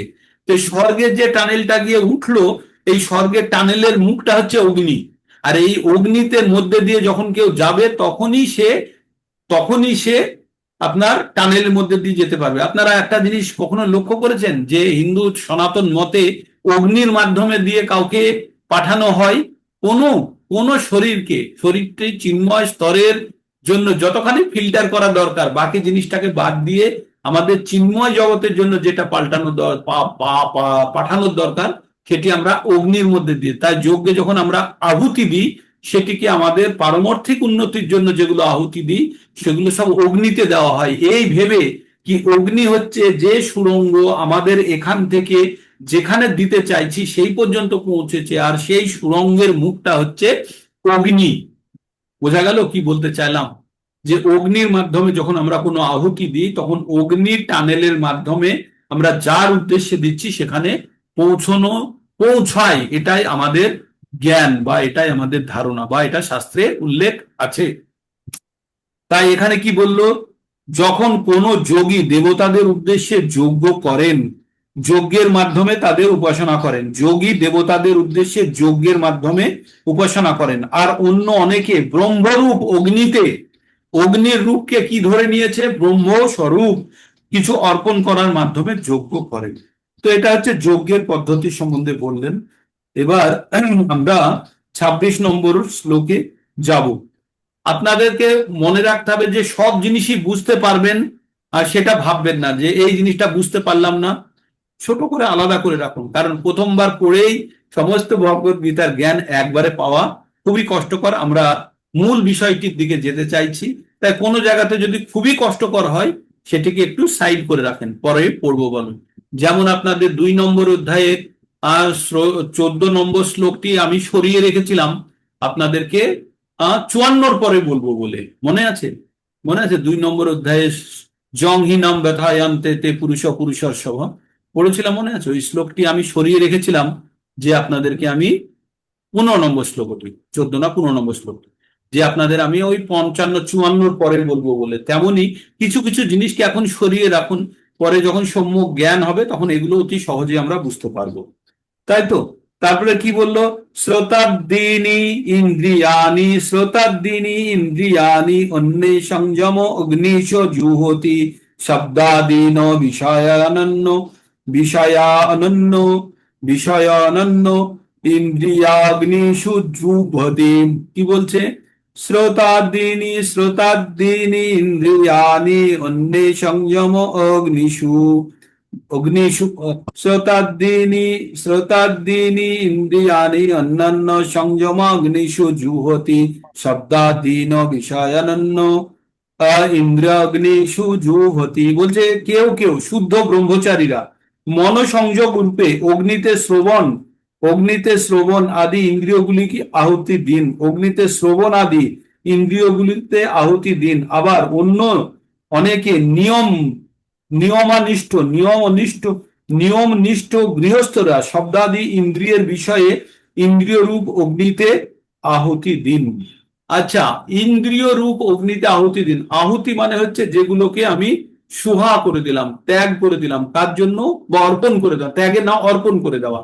তো আমাদের যদি খারাপ জিনিস শুনবো না, খারাপ জিনিস করবো না, বা খারাপ জিনিস বলবো না, খারাপ জিনিস খাবো না, এই যে প্রতিজ্ঞা বা এই যে কমিটমেন্ট, এগুলো এক ধরনের যজ্ঞ। কান দিয়ে খারাপ জিনিস শুনবো না, এটা হচ্ছে কানের যজ্ঞ। মুখ দিয়ে খারাপ জিনিস বলবো না, এটা হচ্ছে শব্দের যজ্ঞ। আমরা খারাপ জিনিস খাবো না, এটা হচ্ছে জিহ্বার যজ্ঞ। আমরা খারাপ জিনিস বলবো না, এটা হচ্ছে আমাদের স্বরের যজ্ঞ, গলার যজ্ঞ। তো এই যে আমাদের পবিত্রতা আনা, প্রত্যেকটা ইন্দ্রিয় সমূহে আমরা পবিত্রতা আনবো, সেই কথাটি এখানে বলছে। কেউ কেউ শুদ্ধ ব্রহ্মচারীরা মনোসংযম রূপ অগ্নিতে শ্রবণ আদি ইন্দ্রিয় সমূহকে আহুতি দিন। মানে মনের মধ্যে, মনের অগ্নিতে ইন্দ্রিয় সমূহগুলো, মানে মনের ইন্দ্রিয়, আমাদের মন কি সমস্ত ইন্দ্রিয়ের রাজা, আর তাতে আমরা আহুতি দিচ্ছি কাদের? অন্য ইন্দ্রিয় সমূহের ইচ্ছাগুলোকে। তাহলে আমাদের মনের মধ্যে যখন আমাদের অন্য ইন্দ্রিয়ের ইচ্ছা, কানের ইচ্ছা, চোখের ইচ্ছা, নাকের ইচ্ছা, জিহ্বার ইচ্ছা বা ত্বকের ইচ্ছা, এই ইচ্ছাগুলিতে যখন আমরা আহুতি দিই, কারা দেয়? যারা ব্রহ্মচারী আছে, তারা সমস্ত তাদের ইন্দ্রিয়ের ইচ্ছা সমূহকে তারা আহুতি দেন। কোথায়? মনোসংযমের মাধ্যমে মনের মধ্যে তারা আহুতি দেন। আবার অনেকে নিয়মানিষ্ঠ গৃহস্থেরা যারা শব্দাদি ইন্দ্রিয়ের বিষয় সমূহগুলিকে ইন্দ্রিয় রূপ অগ্নিতে আহুতি দিন। একটু আমরা এর বিশ্লেষণ পড়ার চেষ্টা করি, হ্যাঁ? আপনারা একটু শ্রবণ করুন। ব্রহ্মচর্য, গার্হস্থ্য, বানপ্রস্থ, সন্ন্যাস। মানব জীবনের এই 4টি আশ্রমের সদস্যদের উদ্দেশ্য হচ্ছে পূর্ণ যোগী বা আধ্যাত্মিকবাদী হওয়া। পশুদের মতো ইন্দ্রিয় তৃপ্তি করা মানব জীবনের উদ্দেশ্য নয় বলে মানব জীবনের এই 4টি আশ্রমকে এমন ভাবে ভাগ করা হয়েছে যাতে মানুষ তার পারমার্থিক জীবনের পূর্ণতা লাভ করতে পারে। ব্রহ্মচারীরা সদ্গুরুর তত্ত্বাবধানে থেকে ইন্দ্রিয় মন দমন করে মনোসংযম করেন। ইন্দ্রিয় দুটো জিনিস আছে, একটা হচ্ছে সমন আর একটা হচ্ছে দমন। সমন হচ্ছে মনকে নিয়ন্ত্রণ করাকে বলছে সম, আর বহির ইন্দ্রিয়কে দমন করাকে বলছে দম। সম দম তপ শৌচং কান্তির আর্যবং জ্ঞান বিজ্ঞান আস্তিক্যম ব্রহ্ম কর্ম স্বভাবজম। তো যারা ব্রাহ্মণ, তাদের কাজ হচ্ছে তাদের সমস্ত ইন্দ্রিয় সমূহ সম্পূর্ণ নিয়ন্ত্রণে থাকে। কটা ইন্দ্রিয় আমাদের? 5টা, 5টার একটা 11টি ইন্দ্রিয়। আমাদের প্রধান ইন্দ্রিয় কোনটি? ইন্দ্রিয়ের রাজাকে মন হচ্ছে আমাদের এই 11টি ইন্দ্রিয়ের মধ্যে রাজা, মন, অন্তর ইন্দ্রিয় মন। আর মনের অধীনে কি আছে? 5টি কর্মেন্দ্রিয়, 5টি জ্ঞানেন্দ্রিয়। যখন এই 5টি জ্ঞানেন্দ্রিয়ের ইচ্ছা, 5টি কর্মেন্দ্রিয়ের ইচ্ছা যখন আমরা মনের মধ্যে আহুতি দিয়ে দিই, আর মন বুদ্ধি দ্বারা নিয়ন্ত্রিত হয়, সেই আহুতি কারা করেন? ব্রহ্মচারীরা করেন। এখানে আমাদের কি বলছে? যে মানব জীবনের এই 4টি আশ্রমের পূর্ণ উদ্দেশ্য হচ্ছে যোগী বা আধ্যাত্মিকবাদী হওয়া। কিভাবে? পশুদের মতো ইন্দ্রিয় তৃপ্তি করা মানব জীবনের উদ্দেশ্য নয়। পশুদের কোনো বুদ্ধি নেই আমাদের মতো, আমাদের মতো ভগবদ গীতা পড়তে পারে না, এখানে বসে অস্ট্রেলিয়ায় কারোর সঙ্গে যোগাযোগ করতে পারে না, মুনে অন্য গ্রহে কেউ আছে কিনা পড়াশোনা করা, মাটির ভাঙলে অণু হয়, অণু থেকে পরমাণু, পরমাণু ভাঙলে ইলেকট্রন, প্রোটন, নিউট্রন, সেগুলো প্রত্যেক মুহূর্তে আবর্তিত হচ্ছে, তারা কেউ জানে না। কোয়ান্টাম ফিজিক্স জানে না, কোনো কোনো ওদের কোনো বিশেষ জ্ঞানই নেই। তো ভগবান মানুষকে বানিয়েছে এত জ্ঞান দিয়ে। আর এই মানব জীবনের উদ্দেশ্য কি তাহলে? কুকুরের মতো জীবনটাকে নষ্ট করা, খাওয়া, ঘুমানো, বাচ্চা উৎপন্ন করার, ভয় পেলে ঘেউ ঘেউ করা, এটা কি মানব জীবনের উদ্দেশ্য? আপনি কষ্ট করে পাইলট লাইসেন্স নিয়ে কি টোটো চালানোর জন্য পাইলট লাইসেন্স নিয়েছেন? এই কষ্ট করে মানব জীবন পেয়েছি আমরা কি এই খেয়ে ঘুমিয়ে বাচ্চা উৎপন্ন করে আবার ভয় পেলে ঘেউ ঘেউ করার জন্য? না, এর ঊর্ধ্বে আছে, এর ঊর্ধ্বে শুধু মানুষই জানতে পারে, শুধু মানুষই জানতে পারে। আর যারা প্রকৃত অর্থে কোনো সদ্গুরুর আশ্রয় গ্রহণ করেছে তারাই জানতে পারে মানব জীবনের চরম উদ্দেশ্য। আর চরম উদ্দেশ্য জেনে আমাদের সেই পথে চালিত হওয়াই এই মানব জীবনের পরম কার্য সাধন করা উচিত। যেমন আমরা পড়েছিলাম না, লব্ধা সুদুর্লভম ইদম বহু সম্ভাবন্তে মনুষ্যমর্থ দম অনিত্যম অপি ইহ ধীর তুন্নং যতেত না পতেত অনুমৃত্যু যাওয়া নিশ্চয় আশাই বসাই বলু। হরে কৃষ্ণ দাদারা। তো এটি হচ্ছে ভাগবতমের 9 নম্বর ক্যান্টের 11 নম্বর অধ্যায়ের 27 নম্বর শ্লোক। সেখানে ভগবানের মানে এই জিনিসটা বলছে যে অনেক বহু জন্মের কষ্টের ফলে এই লব্ধ সুদুর্লভম ইদম, এই যে অনেক জন্মের কষ্টের পরে এই সুদুর্লভ এই মানব জীবন পাওয়া গেছে। তাই এই মানব জীবনটাকে হেলাই নষ্ট করো না। এটির 5.5.1 আমরা পড়েছিলাম, কি পড়েছিলাম? যে ঋষভদেব তার ছেলেদেরকে বলেছে, নায়ং দেহ দেহ ভাজাং নীল্লোকে কষ্টান কামান আরহতি বীরভুজাং, যে গু খেকো প্রাণীদের মতো ইন্দ্রিয় তৃপ্তির জন্য এই জীবনটাকে নষ্ট করো না। জীবনের উদ্দেশ্য অনেক বেশি। হ্যাঁ, তপ দিব্যং পুত্রিকা সত্যম যস্মাৎ সত্যম ব্রহ্ম সুখম অনন্তম। তাই বলছে, হে পুত্রগণ, তোমরা হৃদয় শুদ্ধিকরণ করো। কার মাধ্যমে? তপস্যার মাধ্যমে, তপ দিব্যম। আর যখনই তোমাদের হৃদয় শুদ্ধিকরণ হয়ে যাবে তখনই কি পাবে? ব্রহ্ম সুখম অনন্তরম, অনন্তকালের জন্য ব্রহ্ম সুখ পাওয়া যাবে। তো এই যে জ্ঞানগুলো, এই যে ভাগবতমের মাধ্যমে আমাদের জ্ঞানগুলো দিচ্ছে, কিসের জন্য? বিকজ আমাদের অজ্ঞানতা দূর করে যেন আমরা মানব জীবনের প্রকৃত উদ্দেশ্য সাধিত করতে পারি। তাই এখানে কি বলা হচ্ছে? পশুদের মতো ইন্দ্রিয় তৃপ্তি করা মানব জীবনের উদ্দেশ্য নয়। মানব জীবনের এই 4টি আশ্রমকে এমন ভাবে গঠন করা হয়েছে যাতে মানুষ তাদের পারমার্থিক জীবনের পূর্ণতা পেতে পারে। ব্রহ্মচারীরা সদ্গুরু তত্ত্বাবধানে থেকে মন দমন করে মনসংযম করে। ব্রহ্মচারীরা কেবলমাত্র কৃষ্ণ ভাবনা সম্বন্ধেই শব্দই শ্রবণ করেন।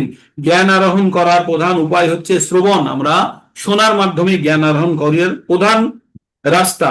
তাই প্রকৃত ব্রহ্মচারী সর্বক্ষণ হরের নাম অনুকীর্তনম, হরের নাম অনুকীর্তনম, পরমেশ্বর ভগবানের মহিমা শ্রবণ ও কীর্তনে মগ্ন থাকেন। তিনি কখনো লৌকিক আলোচনা বা গ্রাম্য কথা অর্থাৎ টিভি সিরিয়াল, পলিটিক্স, রাজনৈতিক খেলা, বিশ্বকাপ কে জিতলো, কোথায় যুদ্ধ হচ্ছে, সিরিয়াল, এইসবের আলোচনাকে গ্রাম্য কথা বলা হয়, করেন না। তাই ব্রহ্মচারী সর্বক্ষণ ভগবানের দিব্য নাম শ্রবণ এবং কীর্তন করে। ভগবানের দিব্য নাম কি? হরে কৃষ্ণ কৃষ্ণ কৃষ্ণ হরে হরে, হরে রাম রাম রাম হরে হরে। তাই ভগবানের দিব্য নাম যখন আমরা জপ করি বা শ্রবণ করি, তখন আমরা সর্বদা আমাদেরকে আমরা অন্তত বাইরের জগৎ থেকে আলাদা রাখতে পারি। তেমনি আবার গৃহস্থ, তিনি ইন্দ্রিয় তৃপ্তি করার অনুমতি লাভ করেছেন। যারা গৃহস্থ তারা সন্তান উৎপন্ন করার অনুমতি লাভ করেছেন। তিনি অত্যন্ত সাধারণভাবে সাবধানতার সঙ্গে সেই কাজে লিপ্ত হন। যৌন সঙ্গ, মাদক দ্রব্য সেবন, আমিষ আহার ইত্যাদির প্রতি মানব সমাজের একটি স্বাভাবিক প্রবণতা থাকে। কিন্তু সংযমী গৃহস্থ মৈথুনাদি বিষয় এবং ইন্দ্রিয় তর্পণেও কখনোই অনিয়ন্ত্রিতভাবে পবিত্র হন না। তাই তারা সভ্য সমাজে ধর্মীয় জীবনের ভিত্তিতে বিবাহের প্রচলন দেখা যায়। তার মানে যখন পুরুষ বা নারীরা মিলিত হওয়ার আগে তারা বিবাহ বন্ধনে আবদ্ধ হয়, কারণ সেটি সংযত যৌন জীবনের উপায়।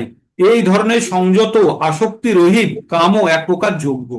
তার মানে আমরা যে এই যে আমরা যে গৃহস্থ জীবনের মধ্যে আমরা সংসাররূপী জীবনের মধ্যে আছি, এটিও এক ধরনের যজ্ঞ, যখন এই যজ্ঞের ফল ভগবানের উদ্দেশ্যে নিবেদিত হয়। তাই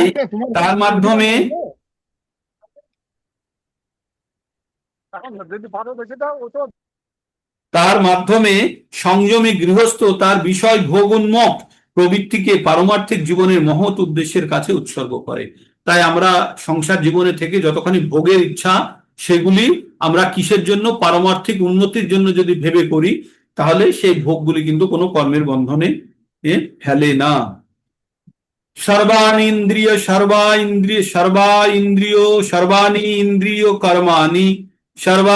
ইন্দ্রিয় কর্মাণি প্রাণ কর্মাণি চাপরে আত্মসংযম যোগাগ্ন জুহতি জ্ঞান দীপিতে। এটা পড়েই আজকেরটা শেষ করব।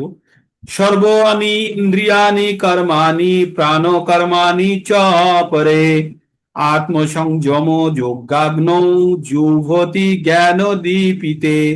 বলছে যারা মন ও ইন্দ্রিয় সংযমের মাধ্যমে আত্মজ্ঞান লাভে প্রয়াসী, তারা তাদের সমস্ত ইন্দ্রিয়ের কার্যকলাপ এবং প্রাণবায়ুর দ্বারা প্রদীপ্ত আত্মসংযমে অগ্নিতে আহুতি দেন।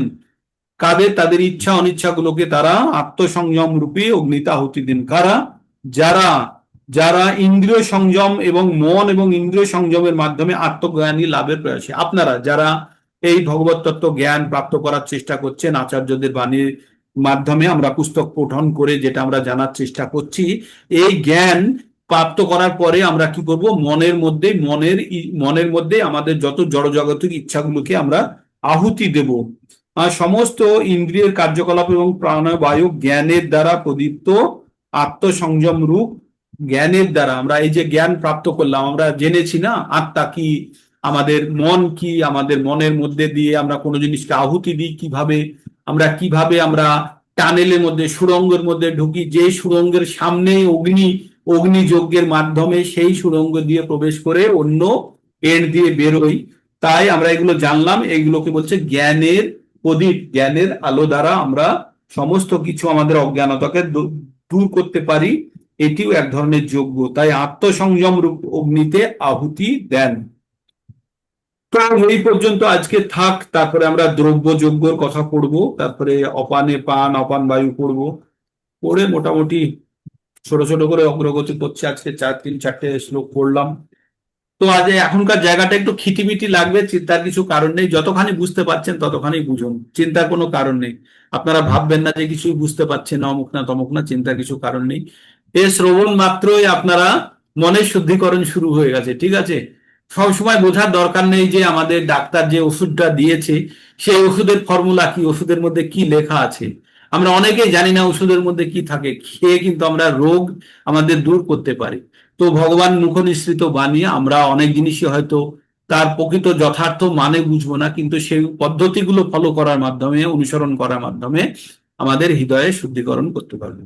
আমরা যখন ডাক্তারের কাছে যাই তখন পুরো বিশ্বাস নিয়ে যাই না এই ডাক্তার আমাকে ঠিক করতে পারবে। আমরা যখন ট্রেনে চড়ে যাই, কতবার আমরা ট্রেনের ড্রাইভারের লাইসেন্স দেখেছি যে এর কাছে লাইসেন্স আছে, আমরা বিশ্বাসে শ্রদ্ধা সহকারে ট্রেনে গিয়ে বসছি, তাই না? যারা প্লেনে চড়েছেন তারা কতবার গিয়ে পাইলটের লাইসেন্স নিয়েছেন বা তার ক্রেডেনশিয়াল দেখেছেন? কখনো আমরা দেখি না। আমরা জানি যে তার কাছে একটা নির্দিষ্ট অথরিটি তাকে লাইসেন্স দিয়েছে। তো ভগবানের দেওয়া নিয়ম ভগবদ গীতা যখন আমরা পঠন করি তখন আমাদেরকে এটিকে সম্পূর্ণ প্লেনে যাওয়ার জন্য যতখানি বিশ্বাস পাইলটের উপরে রেখে যান, ততখানি বিশ্বাস আমরা ভগবদ গীতার উপরে রেখে, প্রত্যেকটা শব্দের উপরে বিশ্বাস রেখে আমরা যদি এগোই, আমরা অবশ্যই গন্তব্যস্থলে পৌঁছবো। কিন্তু কেউ যদি বলে যে না এই পাইলটের উপরে আমার ভরসা হচ্ছে না, ভাই যাবো না, সে কি গন্তব্যস্থলে পৌঁছতে পারবে?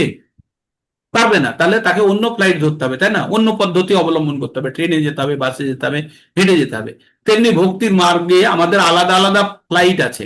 কোনোটা রামকৃষ্ণ মিশনের ফ্লাইট, কোনোটা ভারত সেবাশ্রমের ফ্লাইট, কোনোটা আপনার কি নাম আমাদের ইসকনের ফ্লাইট। তো আলাদা আলাদা ফ্লাইটের পাইলট হচ্ছে কেউ প্রভুপাদ, কেউ ঠাকুর রামকৃষ্ণ, কেউ আছেন প্রভাবানন্দ সরস্বতী। তো আলাদা আলাদা তারা আচার্যগণ, তারা আলাদা আলাদা ফ্লাইট নিয়ে যাচ্ছে।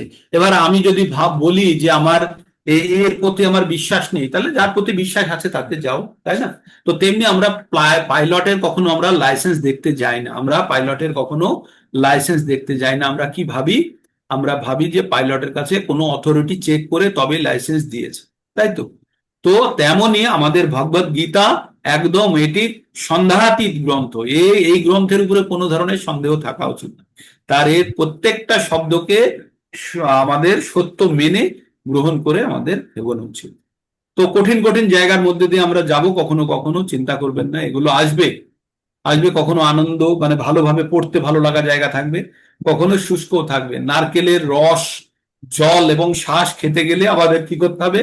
কঠিন ছিবড়াকে আমাদেরকে কাটতে হবে, তাই না? যখন নারকেলের আমরা ছিবড়া ছাড়াই বা শক্ত মালাটাকে ভাঙি, তখনও পর্যন্ত আমরা জানি না যে আমরা নারকেলের মধ্যে আমরা প্রকৃত শ্বাস পাবো কিনা, তাই তো?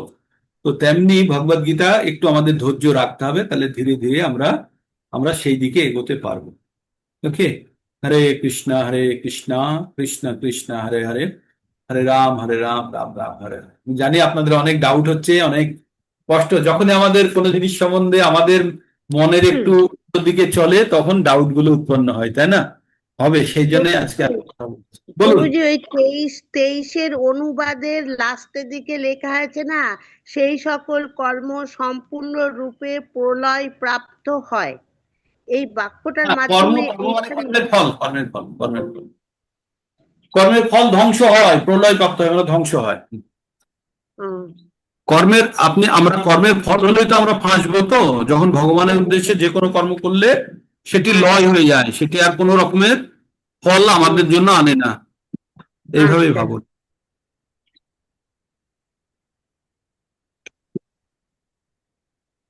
আমাদের কর্মের ফল হলেই তো বিপদ। আপনি যদি কাউকে টাকা ধার দেন, তাহলে টাকা নিতে যেতে হবে তো, বা কারোর থেকে টাকা ধার দেন, দুটো ক্ষেত্রেই আমাদেরকে টাকা নিতে বা দিতে যেতে হবে। চার্জারটা কি হলো? তো সেটা জেনে আমাদেরকে এগোতে হবে। ওকে, তো আর কারো কিছু প্রশ্ন কিছু থাকলে ক্যামেরা অন করুন। সংখ্যা 50-এর নিচেই থাকছে। আর তাড়াতাড়ি জয়েন করুন, যারা লেটে করেন তাদেরকে বলবো তাড়াতাড়ি জয়েন। ক্যামেরা স্ন্যাপশট হচ্ছে। হরে কৃষ্ণ, একটা হলো, 2 নম্বর হচ্ছে, 2 নম্বর হয়ে গেল। ওকে, আর কারো কিছু প্রশ্ন থাকলে বলুন, অথবা আমরা এখানে শেষ করি, কাফি সময় হয়ে গেছে অনেকটা।